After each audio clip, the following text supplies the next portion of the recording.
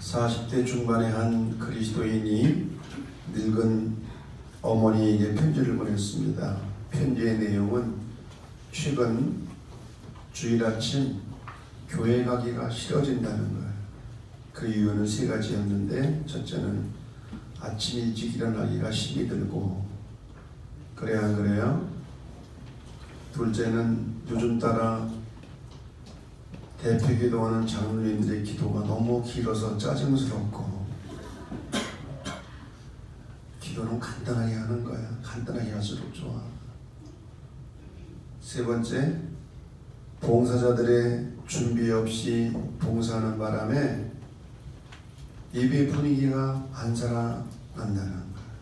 그래서 교회 가기가 싫다는 거야. 이런 편지를 늙으신 어머니에게 보냈더니 이 노모가 답장을 했어요.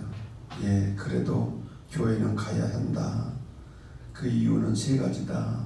첫째, 주일 아침 예배 드리는 것은 선택이 아니라 명령이기 때문이다. 아멘 안 해도 그렇다. 둘째, 하나님의 아들로서 예배하는 것은 라이프 스타일이지 네가 선택할 일이 아니다. 라이프, 삶의 스타일이라는 거야. 세 번째, 아무리 교회 가기가 싫어도 네가 안 가면 되겠느냐? 네가 담임 목사인데. 담임 목사가 가지면 예배가 어떻게 되겠느냐? 무슨 얘기를 하려고 하는 것 같아요? 담임 목사도 가끔은 교회 가기가 싫다는 거예요. 신앙생활의 권태와 탈진을 경험할 때가 있다는 거예요. 그런데 제가 그렇다는 건 아니야.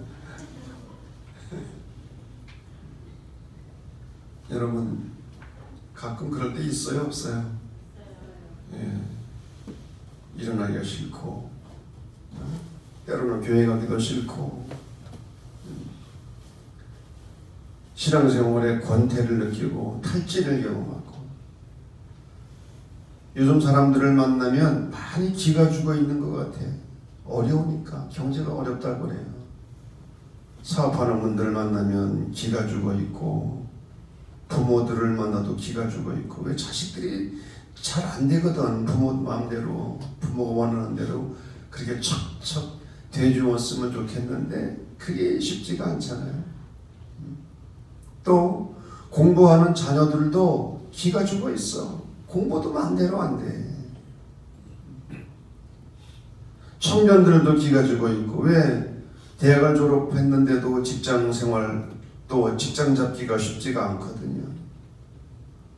요즘은 심지어 교회도 기가 죽어 있어. 교회도. 왜? 옛날처럼 교회 부흥이 안 돼. 오히려 마이너스 성장을 기록하고 있어요. 오늘 우리가 살아가는 시대를 가리켜 기죽은 시대라고 말합니다. 기가 죽었어. 그래서 서점에 가면 베스트셀러가 뭔지 알아요? 남편 기살리기. 이 기살리기. 네? 여러분, 남편 기 좀 살려주세요. 아멘을 안 하네. 네? 아니, 남편 기를 살려줘야지. 밖에 나가서 돈 벌고, 생존 경쟁, 치열한 경쟁 속에서 이기지. 집안에서부터 기를 꺾어놓으면 어떡할 거야? 네? 여러분, 분명한 것이 있어요. 목사의 기가 죽었는데 교회가 부흥될 일 없고, 교인들의 기가 죽었는데 교회가 잘 될 일 있겠어요? 기업가와 사원들의 기가 죽었는데 회사가 잘 될 일 없고, 남편과 아내의 기가 죽었는데 가정이 행복할 일 없고, 자식들이 기가 죽어 있는데 어떻게 세상에서 승리하는 삶을 살아갈 수가 있겠어요? 그래서 오늘 설교 제목을 기죽지 말고 기운내라. 따라합시다. 기죽지 말고 기운을 내라. 저라도 기운내라고 설교를 해야지 어떡할 거야. 오늘의 성경 본문은 기원전 2600여 년 전, 다시 말하면 기원전 7세기 하나님께서 스바냐 예언자를 통해서 이스라엘 백성들에게 주신 말씀이에요. 이 스바냐 예언자는 유다 왕 요시야 왕 때 활동했던 인물입니다. 요시야 왕이 등장하기 이전 약 50년간은 유대 역사에서 가장 어두웠던 역사였어요. 므낫셋과 아몬 두 왕은 백성들을 착취했습니다. 자신들의 부귀영화를 위해서 국고를 탕진했습니다. 백성들 역시 도덕적으로나 종교적으로 극히 부패하고 타락한 생활을 했습니다. 종교 혼합주의가 성행해서 하나님을 섬긴다고 하면서도 다른 우상들을 섬기는, 백성들은 무질서와 혼란에 빠져 있습니다. 이런 상황 가운데서 이 스바냐가 왕실 출신의 예언자로서 등장을 하게 되는데, 그는 백성들의 타락상을 너무나 잘 알고 있었어요. 그래서 이 스바냐는 무엇보다도 먼저 유다 백성들에게 회개를 외치면서 심판에 관한 예언을 하는 거예요. 이 스바냐 1장을 보게 되면 가장 많이 나오는 단어가 뭔지 알아요? 진멸하리라, 멸절하리라. 지변에서부터 모든 것을 쓸어버리겠다. 이방 민족뿐만이 아니라 유다 백성들까지도 하나님의 심판 아래 있다고 하는, 이런 심판에 관한 예언을 들은 유다 백성들은 혼비백산했어. 얼마나 두려워. 여러분, 제가 앞에서 맨날 주일마다 그냥 심판에 관한 설교를 하고 멸망하리라, 패망하리라, 망한다, 삼족이 망한다, 막 그런 설교를 해봐요. 이 정신이 제대로 붙어 있겠어요? 유다 백성들은 혼비백산하고 절망 가운데 빠지게 되었어요. 겁이 나고 두려웠어요. 이때 하나님께서는 스바냐를 부르셔서 두려워 떨고 있는 백성들에게 마지막 희망의 메시지를 전하게 하신 거예요. 그 희망의 메시지가 뭐냐? 남은 자 사상입니다. 그런 가운데서도 하나님은 이스라엘의 남은 자로 인하여 희망을 주신다.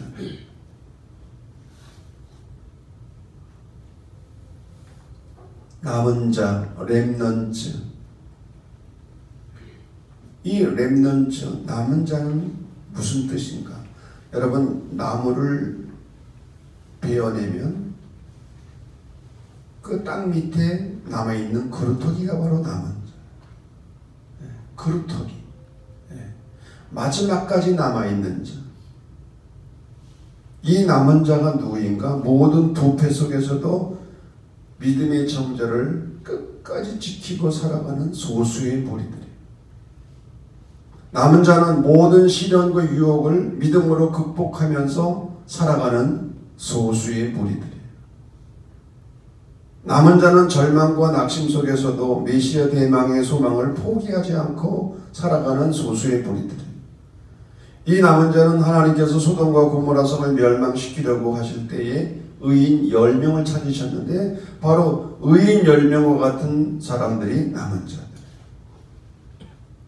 모든 백성들이 범죄하고 하나님을 저버렸을 때도 끝까지 하나님을 붙들고 살아가는 이 남은 자들을 통해서 유대 나라를 구원하실 것이고 내일의 희망이 있을 것이라고 말씀하시는 것입니다.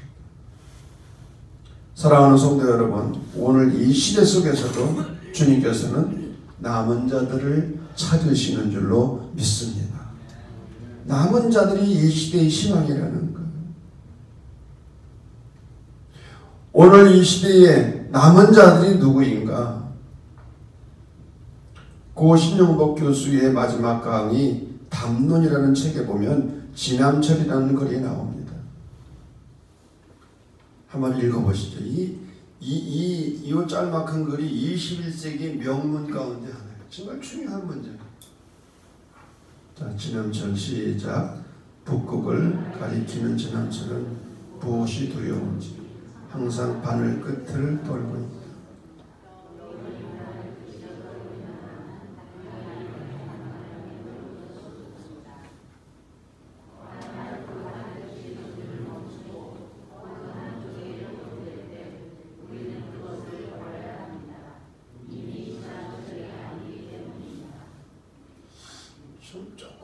다른데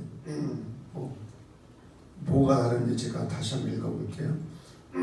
북극을 가리키는 지남처럼 무엇이 두려운지 항상 바늘 끝을 떨고 있다. 여인 바늘 끝이 떨고 있는 한 우리는 그 바늘 끝이 가리키는 방향을 믿어도 좋다. 만일 그 바늘 끝이 불안한 전율을 멈추고 어느 한쪽에 고정될 때 우리는 그것을 버려야 한다. 이미 지남철이 아니기 때문이다. 뭔 얘기인지 알아요? 바늘 끝이 항상 떤다는 거예요. 불안하게 전율한다는 거예요. 바늘 끝이 항상 떨고 있는 한은 그 바늘 끝이 가리키는 방향을 믿어도 좋다는 거죠. 그런데 그 바늘 끝이 불안한 전율을 멈추고 딱 멈춰서 있으면 그것을 내버려야 된다. 왜? 이미 지남철이 아니에요. 여러분, 이 글은 지성인이 가져야 할 자세와 양심을 가리키는 말이에요. 지성인들이 그래야 된다. 그런데 한 걸음 더 나가서 지성인이 그러해야 한다면 그리스도인은 어떠해야 하겠고 교회 지도자들은 어떠해야 하겠는가? 어떠해야 하겠습니까? 지성인보다 못해가지고 되겠어요? 그러니까 문제가 되는 거죠. 이 시대에 남은 자가 누구인가? 죄악이 관영하고 윤리와 도덕이 타락한 이 시대 속에서 믿음을 가지고 하나님의 뜻대로 살아가는 사람들, 주님을 따라가는 제자들, 때로는 손해를 보기도 합니다. 어려움을 당합니다. 오해를 받기도 합니다. 따돌림을 받기도 하고 심지어는 바보 취급을 받기도 합니다. 거짓말을 하고 남을 속여 돈을 버는데 그럴 수가 없어요. 그러다 보면 낙심하고 기운을 잃어버릴 때가 많습니다. 왜? 인간인지라 낙심하고 기운을 잃어버릴 때가 있다는 거예요. 이런 자들을 향하여 하나님께서 말씀하시는 거예요. 전심으로 기뻐하고 즐거워하라. 두려워 말라. 내 손을 늘어뜨리지 말라. 여기서 내 손을 늘어뜨리지 말라는 말은 공동 번역에서는 기운을 내라, 취하라. 기운을 내라. 이런 의미로 번역을 했어요. 기운을 내라는. 아무리 어렵고 힘들어도 기운을 내라는 거예요. 아멘 안 해도 그래라는 거예요. 우리 옆에 분에게 기운을 냅시다. 손을 늘어뜨리지 맙시다. 그러면서 세 가지 이유. 오늘 수반야는 왜 우리가 손을 늘어뜨리지 말아야 되는지, 왜 두려워하지 말고 기운을 내야 되는지 세 가지를 말씀하고 있는 거예요. 15절 여호와가 너의 형벌을 제하였고 너의 원수를 쫓아내었으며 내가 다시는 화를 당할까 두려워하지 않을 것이라. 이 15절 본문은 형벌, 탕감, 선언입니다. 다시 말하면 하나님께서 이 백성의 죄를 용서해 주셨다는 거예요. 사죄의 선언인 거예요. 여러분, 우리가 세상을 살아가고 신앙생활하면서 때로는 위축되고 움츠러들 때가 있습니다. 삶의 용기가 꺾일 때가 있어요. 그 많은 이유 가운데 가장 큰 이유가 뭔지 아십니까? 우리를 지배하고 있는 죄의식 때문에. 내가 하나님의 뜻대로 살지 못했으며 내가 당연히 살아야 할 삶의 모습을 갖지 못했어요. 양심을 위반했다는 이 죄의식이 우리를 괴롭히는 거예요. 특별히 우리에게 고난이 있고 아픔이 있고 질병이 찾아올 때 하나님이 나를 심판하시는 것이 아닌가. 심지어 하나님이 나를 떠나신 것이 아닌가.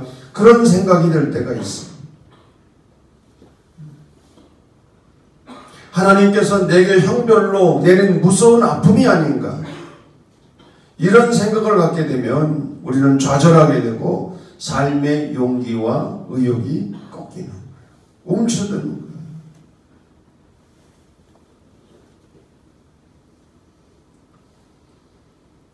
그런데 하나님께서 스바엘 예언자를 통해서 말씀하시는 거예요. 내 형벌을 다 지하였다. 내 죄를 다 용서하였다. 그러니 하나님의 백성들아 기운을 내라. 유명한 소설가 헤밍웨이의 단편집 가운데 세속의 신전이라는 짧은 소설이 있습니다. 이 소설의 배경은 스페인입니다. 이 소설 속에 등장하는 한 아버지가 집을 나가나 아들을 용서하기로 결심하고 신문에 광고를 냈어요. 파코야 아무갯날 몇 월 며칠 정오에 몬타나 호텔에서 만나자. 다 용서했다 아빠가. 자식이 집을 나갔는데 다 용서했으니 만나자는 거예요. 파코는 스페인에서 가장 흔한 이름입니다. 우리말로 말하면 가장 흔한 이름이 뭐예요? 네? 초등학교 책에 나오잖아요. 네? 영희와 철수인가? 우리 교회는 영자라는 이름이 많은가? 누가 제일 많지 모르겠네. 근데 파코라는 이름이 가장 흔한 이름이야. 그런데 아버지가 신문에 광고를 내고 약속한 날 장소에 나가보니까 800명의 젊은이가 모였답니다. 이 사람들은 파코라는 이름을 가진 사람들.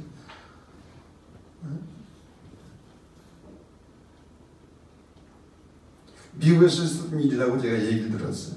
어떤 사람이 사회 저명한 인사들에게 당신 죄가 발각됐으니 빨리 도망치시오 하고 다 전부를 보냈어. 그랬더니 다 도망을 쳤대. 여러분 정말 양심의 거리낌 없이 살아간 사람이 얼마나 돼요. 우리는 솔직히 말해서 죄에 대한 설교를 하고 듣고 하면은 위축이 돼. 다 찔리는 게 있거든. 그래서 옛날에 부흥사들이 말해요. 겁을 줄 때 몇 가지가 있어. 11조, 주일성수, 부모 공경, 몇 가지를 지적하면서 심판에 관한 설교를 하면 다 벌벌 떨었어. 여러분 이 헤밍웨이의 단편에 나오는 이야기가 뭡니까? 용서의 은혜가 얼마나 필요한지, 이 세상에 용서의 은혜가 얼마나 소중한지를 이야기하고 있는 거예요. 죄사함 받은 사람에게는 자유가 있습니다. 우리가 하나님을 만나고 예수 그리스도를 통해서 용서를 받았다고 한다면 우리는 진정한 자유인이 된 줄로 믿습니다. 이제 그리스도 예수 안에 있는 자에게는 결코 정죄함이 없나니 그리스도 예수 안에 있는 성령의 법이 죄와 사망의 법에서 너를 해방하였습니다.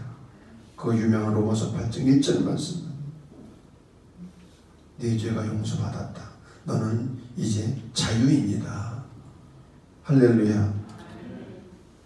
두 번째로는 하나님이 우리 가운데 함께 계시다는 거예요. 너희 하나님 여호와가 너희 가운데 계시니 그는 구원을 베푸실 전능자시다. 노벨 문학상 수상작품이기도 한 보리스 파스테르나크의 닥터즈가, 여러분 그 영화 다 보셨죠? 그 서른을 달리는 그 마차라든지 정말 감동적인 장면이 참 많이 있어요. 근데 이 닥터 지바고를 보게 되면 장군과 타냐라는 아가씨가 대화하는 장면이 나옵니다. 장군이 타냐에게 묻습니다. 너는 어떻게 아버지와 헤어지게 되었냐? 타냐가 말하기 싫은 태도를 지으면서 이렇게 말합니다. 혁명 중에 길거리는 불바다고 군중들의 요란한 소리로 복잡한 상황에서 아버지와 헤어졌어요. 그 복잡한 상황에서 혁명 중에 아버지와 헤어졌다는 거예요. 장군이 다시 묻습니다. 정말 아버지와 어떻게 헤어졌느냐? 솔직히 말해봐라. 그러니까 타냐가 이렇게 말합니다. 사실 아버지가 내 손을 놓고 빨리 달려가셨기 때문에 아버지를 놓치고 말았어요. 아버지가 딸의 손을 붙잡고 도망을 치다가 딸의 손을 놓고 혼자 도망을 갔다. 이 말을 들은 장군이 타냐에게 이렇게 말합니다. 내가 사실을 말해주마. 도망친 로마노프는 사실 너의 친아버지가 아니란다. 너의 아버지는 닥터 지바고야. 만일 그가 내 친아버지였다면 아무리 거리에 불이 나고 복잡해도 결코 네 손을 놓치지 않았을 것이다. 그제서야 타녀는 로마노프가 자기 아버지가 아니라 닥터 지바고가 아버지인 것을 깨닫게 됩니다. 진짜 아버지라면 어린아기가 위기에 처했을 때 혼자 내동댕이 치고 도망칠 것이 아니라 안고라도 뛰었을 것이다. 그는 진짜 아버지가 아니었기 때문에 아이를 내동댕이 치고 혼자 도망을 간 것입니다.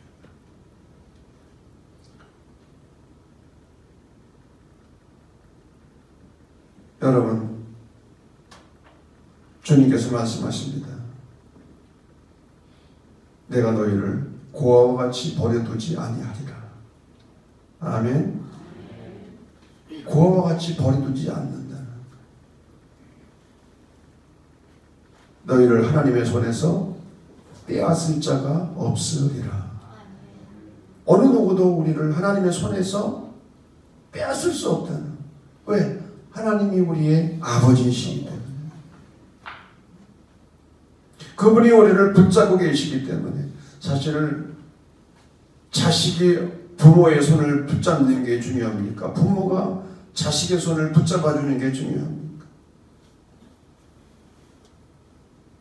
우리는 이런 복음성가를 부르면서 은혜를 받습니다. 주님이여 이 손을 꼭 잡고 가소서. 그 다음에 뭐죠? 약하고 피곤한 이 몸을 주님이여 이 손을 꼭 잡고 가소서. 여러분, 주님께서 여러분의 손을 꼭 잡아주시는 줄로 믿습니다. 미국 텍사스에 잭 테일러라는 분이 목회를 하는데 이분은 부흥회를 할 때마다 주제가 늘 똑같아요. 임마누엘, 하나님이 함께 하신다. 설교를 잘하는 것도 아니고 유명한 부흥사도 아닌데 하나님이 함께 하십니다. 이 설교를 한 주일 동안 계속 하고 나면 교회들이 변한다는 거예요. 아, 하나님이 나와 함께 하시는구나. 여러분, 무거운 짐을 가슴에 끌어안고 몸부림칠 때, 때로는 작은 일을 시작하려고 할 때, 때로는 위로의 고독에 지쳐 쓰러지고 있을 때, 때로는 모든 것을 포기하고 싶은 그런 유혹을 느낄 때마다 오늘 이 본문을 기억하시기를 바랍니다. 너희 하나님 여호와가 너희 가운데 계시니. 따라합시다. 너희 하나님 여호와가 너희 가운데 계시니. 할렐루야. 그분은 능히 구원을 베푸실 전능자라. 주님이 나와 함께 하신다. 주님이 내 손을 붙잡아 주신다. 세 번째로 하나님이 아직도 우리를 사랑하시기 때문이라. 그가 너로 인하여 기쁨을 이기지 못하여 하시며 너를 잠잠히 사랑하시며 너로 인하여 즐거이 부르며 기뻐하시리라. 나를 바라볼 때, 여러분, 하나님께서 여러분을 바라보실 때 그렇게 되시기를 바랍니다. 아멘이 약해도 그렇게 되기를. 이야, 참 좋다. 얼마나 이쁜지 모르겠다. 너로 말미암아 기쁨을 이기지 못하고 너를 잠잠히 사랑하고 너로 말미암아 즐거이 부르고 아멘 하는 사람만 그렇고. 여러분, 여기 한번 3장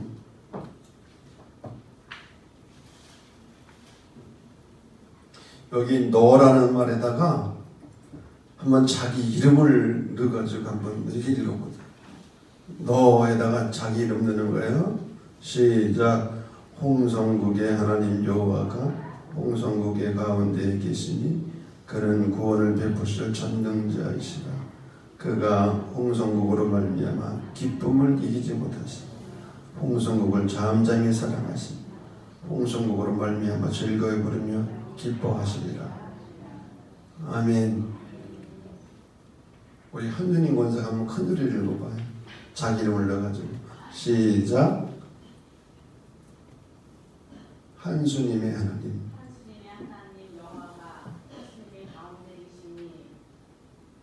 그는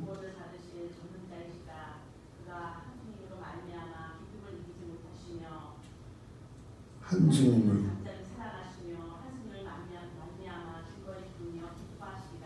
아멘.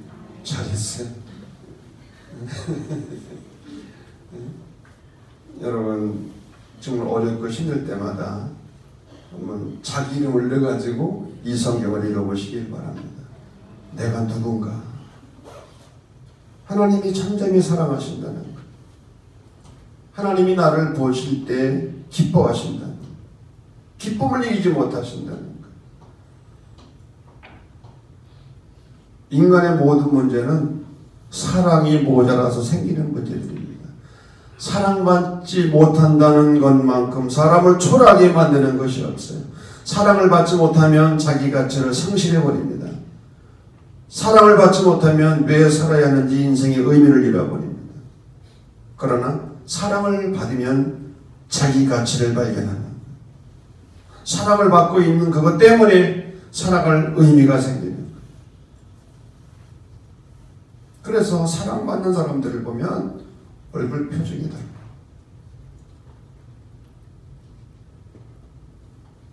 옆에 사람 쳐다보고 사랑받고 있는지 못 받고 있는지 쳐다보세요.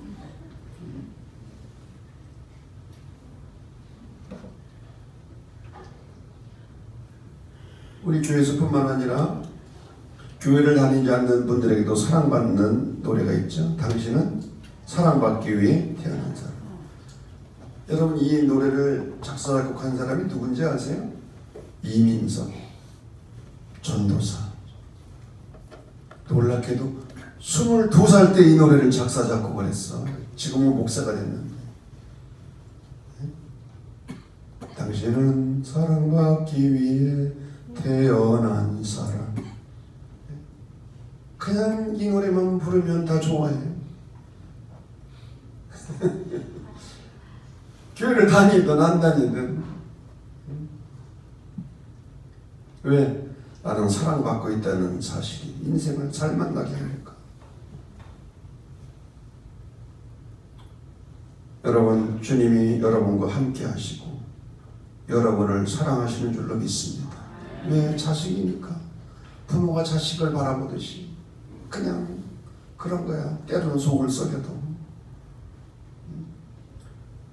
그럼에도 불구하고 주님이 나를 사랑하신다. 이게 얼마나 가슴 뛰게 하는 말씀.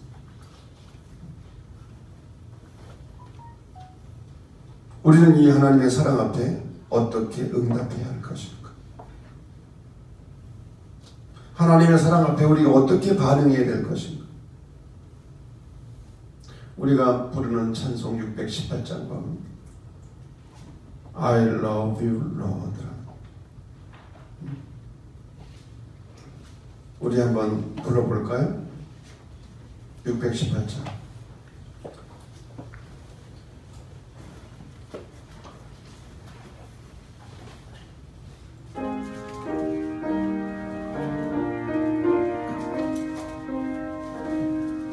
나 주님을 사랑합니다.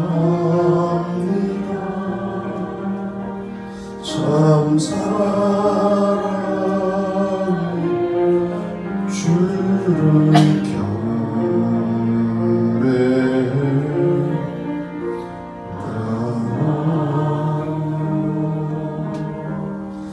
찬양하오니 우리는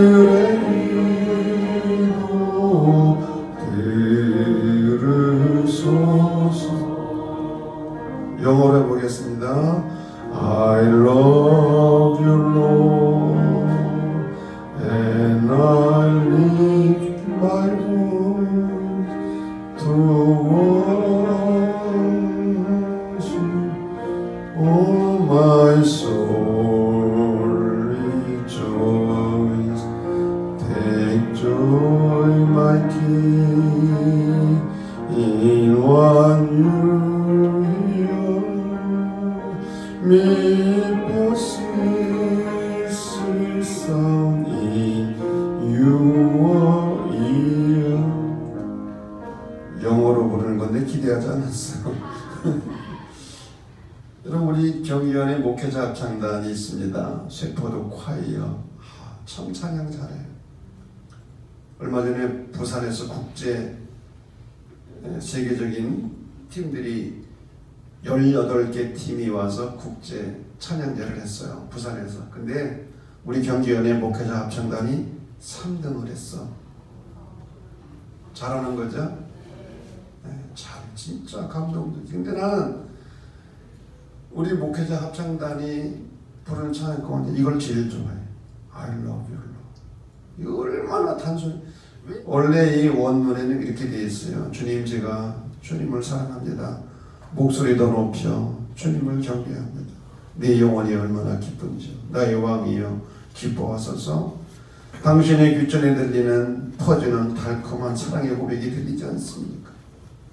주님, 제가 당신을 사랑합니다. 내 손을 더 높여 경배합니다. 내 영혼이 감히 구하나이다.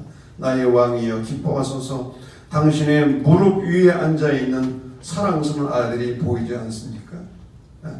Let me be a sweet, sweet child on your knee. 무릎 위에 앉아있는 어린애처럼. 여러분, 하나님께서 바라보시는 것처럼 여러분도 여러분 자신을 바라보고 사랑할 수 있기를 간절히 바랍니다. 여러 가지 어려움과 죄책감으로 인해 기가 죽어 있는 성도들에게 주님이 말씀하시는 거예요. 기운을 내라. 평촌의 성도들아, 기운을 내라. 하나님이 너의 죄를 용서하셨다. 하나님이 너와 함께 하신다. 하나님이 너를 기뻐하신다. 하나님이 너를 변함없이 사랑하신다. 이 말씀에 용기를 얻고 당당하게 자신감 있게 높은 자존감을 가지고 살아갈 수 있는 은혜가 우리 모두에게 있어지기를 간절히 바랍니다.